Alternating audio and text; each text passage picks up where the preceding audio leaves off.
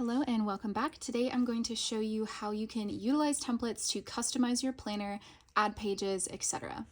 So in this planner, I included a tab full of all the templates, and each one of these buttons will take you to the associated blank template page. Now, let's say I want to add a to-do list after one of my daily planner pages. To do that, I'm going to come over to my to-do list. Tap the screen so you get your GoodNotes work bar up top and hit your three dots. Then tap Copy Page. Once it's copied, you can go ahead and navigate to where you want that page to be in.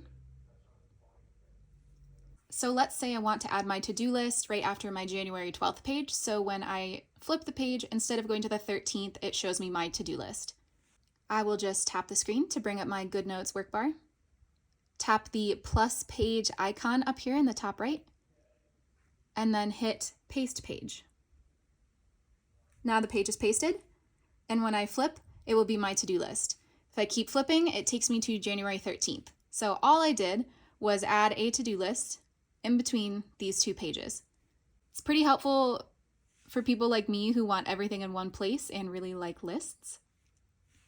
This is also how you can customize your custom pages. So each one of your custom page buttons will take you to what I'm going to call the title page. So that custom page link is always going to take you to this page. So I suggest using this as a title page to write what you want your custom link to be, if it's going to be multiple pages. If it's not multiple pages and you just want it as kind of a scribble spot, that's totally fine too. So let's say I want to make a list of all the books that I would like to read. I can come to Templates.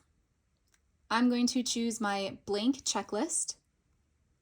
Select that, come up here, click the three dots, tap Copy Page, and I'm going to make this page one of my custom notes buttons.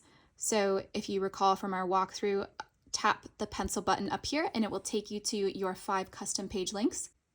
I find it's helpful to label your custom note pages, so in order to do so, you can just turn on edit mode. And for me, this is going to be books to read.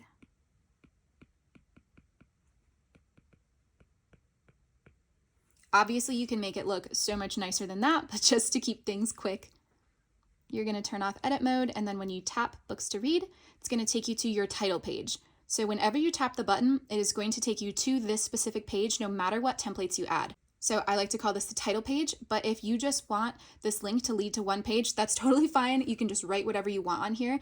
But if this is going to be a multi-page thing, I would suggest labeling this, and you can be cool and creative, etc. But again, just for the sake of being quick, I'm going to say books to read. Turn off edit mode, and then we will tap the plus page button. Going to make sure add page is set to after, and then paste page. Now, to show you how that will all work together, when I go to my notes pages, I can see I have books to read right there. I will tap it. Oh yes, this is my books to read list, and when I swipe, I will have a list of all the books that I would like to read. This is also great for things like grocery lists, where if you put in your planner that you want to grocery shop on that day, you can easily insert a grocery list on the day that you need to go grocery shopping. You could also use this to add daily note sheets if you have to take notes at work or if you just want a scribble spot. So to do so, remember, just go to your templates. I'll do some lined paper. Tap up here to make the 3 dots appear and hit Copy Page. Once it's copied, you can come over here and we'll just tap the Add Page button, make sure it is after, and paste page. So now, if I want a daily note sheet, I can have that. The templates also work if you want to separate like a work calendar and a personal calendar, then you can always copy and paste more calendars and more overviews. You can also use the templates to maybe add a personal calendar versus a work calendar if you like to keep those things separate. If you want to add more goal trackers and individual goal trackers to your planner, that is also really easy to do. Just keep in mind that your goal tracker button will always lead back to this exact goal tracker page. So if you want to add more goal trackers after this one, it is easy to do so. You will just copy and paste another goal tracker after it. But just remember that it's always going to take you back to this first goal tracker page. Now, if that's going to frustrate you, I totally understand. It frustrates me too, which is why I've figured out this workaround. So all you have to do is, once again, back to our dots, you're going to copy the page with your writing on it. And then once it's copied, just like before, you're going to tap here, add page, paste page. And now you've duplicated your page with all your written goals on it. And you can erase this first one and use it for your new goals.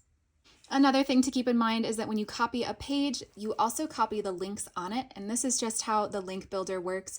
So even if this is your new goal tracker sheet and this is your old goal tracker sheet, the view breakdown buttons are going to link to the same page.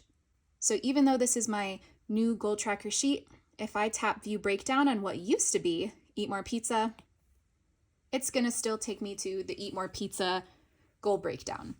Fortunately, an easy workaround for this is to do something similar to what we did with this big goal tracker, where you just copy the filled out breakdown page